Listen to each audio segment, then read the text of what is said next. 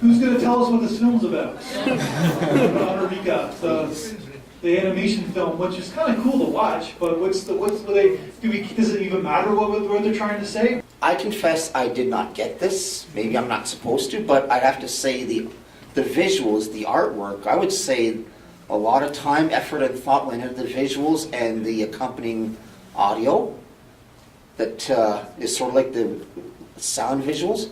I would say in terms of the look, I'd say it's very daring, very creative, even though I must admit I do not get it. Well, if you piece it all together, like it's basically someone's having a dream, they're waking up during their dreams while they go to the washroom in between, and basically it's a dream that we all can relate to. Our dreams are not coherent stories, they're generally in metaphors, they're generally in abstract, they're generally in exploration about who we are, and usually sometimes we see people with fishes and with guns on our heads. My assumption was that it was kind of an inside look at the mind of an artist.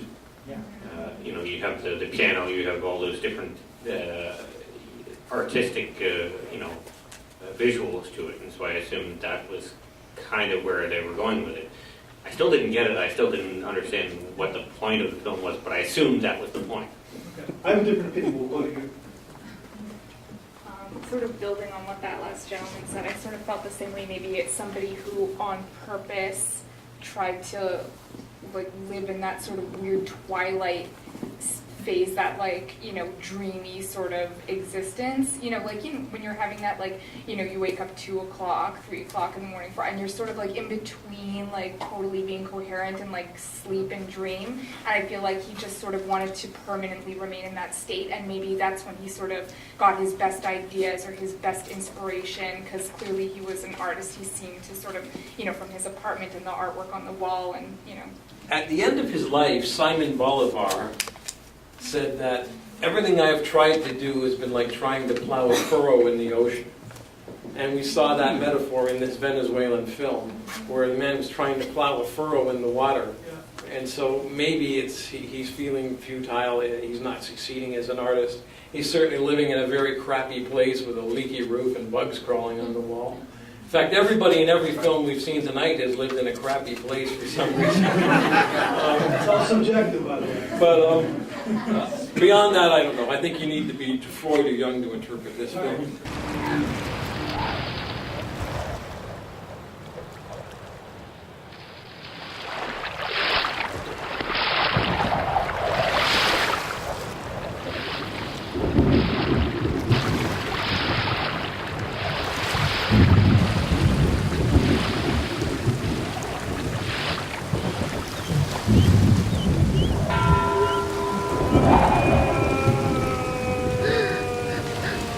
I've seen the film twice, so my opinion is that it's not even, the simple explanation of this film is that it's about a guy who's trying to get a girl, and basically the beginning of it, he is plowing in the ocean, and basically, but you're always trying to save, so you have the fish trying to save the fish from drowning, or sometimes it doesn't make any sense, but trying to save the fish. You have the gun on the head, you can't do anything right, the gun on the head. You basically, then you have the cupids, kind of like Cupid's throwing the arrows at the light, and then basically seeing the light at the end of the tunnel. At the end, he opens up the ocean, and the girl pops out of the ocean.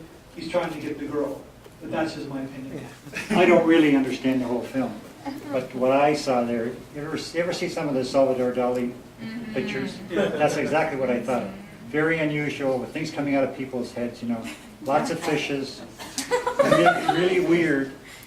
And don't understand what his paintings are telling us, but that's the same thing in this whole movie. Can't understand anything. This movie is about crossing over and about death. And when you see the last shot of the movie, he's not in this world anymore.